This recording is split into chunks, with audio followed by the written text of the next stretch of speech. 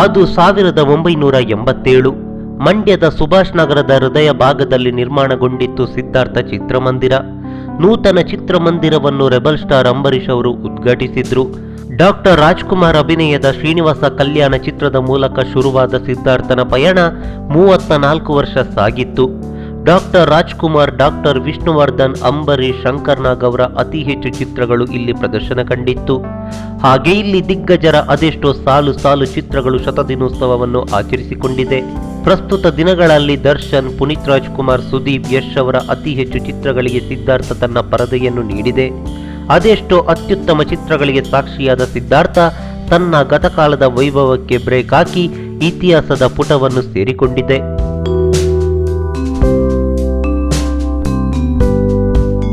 ಹೌದು, ಮಂಡ್ಯದ ಸಿದ್ಧಾರ್ಥ ಚಿತ್ರಮಂದಿರ ಇನ್ಮುಂದೆ ನೆನಪು ಮಾತ್ರ. ಪ್ರೇಕ್ಷಕರ ಕೊರತೆ ಹಾಗೆ ಕರೋನಾದ ಸಂಕಷ್ಟಕ್ಕೆ ಸಿದ್ಧಾರ್ಥ ಬಲಿಯಾಗಿದೆ. ತಮಿಳು ಭಾಷೆಯ ಸುಲ್ತಾನ್ ಚಿತ್ರದ ಕೊನೆಯ ಪ್ರದರ್ಶನದ ಬಳಿಕ ಚಿತ್ರಮಂದಿರಕ್ಕೆ ಬೀಗ ಬಿದ್ದಿತ್ತು. ಇದೀಗ ಚಿತ್ರಮಂದಿರ ನೆಲಸಮವಾಗಿದ್ದು ಮುಂದೆ ಇದೇ ಜಾಗದಲ್ಲಿ ಮಾಲ್ ತಲೆ ಎತ್ತಲಿದೆ.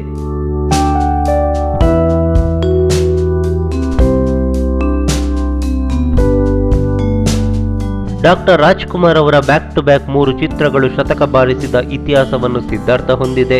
ಶ್ರೀನಿವಾಸ ಕಲ್ಯಾಣ, ಇಂದ್ರಜಿತ್, ಒಡಹುಟ್ಟಿದವರು, ಆನಂದ್, ಸುಪ್ರಭಾತ, ರಾಮಚಾರಿ, ನಾಗರಹಾವು, ಯಜಮಾನ, ಕೋಟಿಗೊಬ್ಬ, ಗಜ, ಮೈ ಆಟೋಗ್ರಾಫ್, ಮೌರ್ಯ, ರಾಜಹುಲಿ, ಕಿರಾತಕ ಅತಿ ಹೆಚ್ಚು ವಾರ ಪ್ರದರ್ಶನ ಕಂಡ ಚಿತ್ರಗಳು. ಇನ್ನು ತಮಿಳಿನ ಪಡೆಯಪ್ಪ 5 ವಾರಗಳ ಭರ್ಜರಿ ಪ್ರದರ್ಶನವನ್ನು ಕಂಡಿತ್ತು.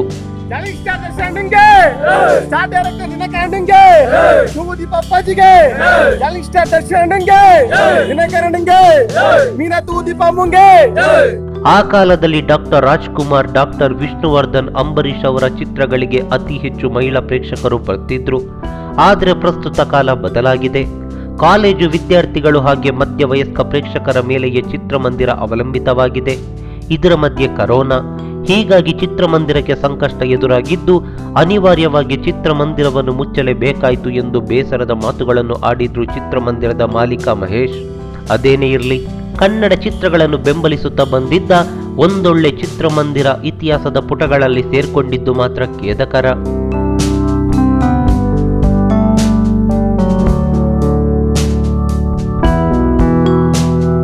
ಈ ಮಾಹಿತಿ ನಿಮಗೆ ಇಷ್ಟವಾಗಿದ್ರೆ ಲೈಕ್ ಮಾಡಿ, ಶೇರ್ ಮಾಡಿ, ಹಾಗೆ ನಿಮ್ಮ ಅನಿಸಿಕೆ ಅಭಿಪ್ರಾಯಗಳನ್ನು ಕಾಮೆಂಟ್ ಬಾಕ್ಸ್ ನಲ್ಲಿ ಬರೆಯಿರಿ. ನೀವು ನಮ್ಮ ಕೋಸ್ಟಲ್ ಕನ್ನಡ ಯೂಟ್ಯೂಬ್ ಚಾನೆಲ್ಗೆ ಸಬ್ಸ್ಕ್ರೈಬ್ ಆಗಿಲ್ಲ ಅಂದ್ರೆ ದಯವಿಟ್ಟು ತಕ್ಷಣವೇ ಸಬ್ಸ್ಕ್ರೈಬ್ ಬಟನ್ಗೆ ಕ್ಲಿಕ್ ಮಾಡಿ. ಹಾಗೆ ನಮ್ಮ ಪ್ರತಿ ಅಪ್ಡೇಟ್ಸ್ ಗಳನ್ನ ಶೀಘ್ರದಲ್ಲೇ ತಿಳಿಯಲು ಪಕ್ಕದಲ್ಲಿರೋ ಬೆಲ್ ಐಕಾನ್ಗೆ ಕ್ಲಿಕ್ ಮಾಡಿ.